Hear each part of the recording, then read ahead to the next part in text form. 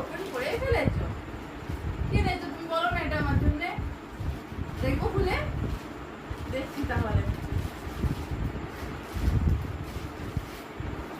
কি এনেছো এটা।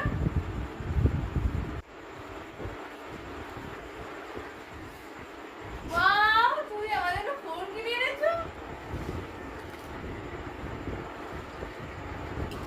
এটা কি আছে কভার?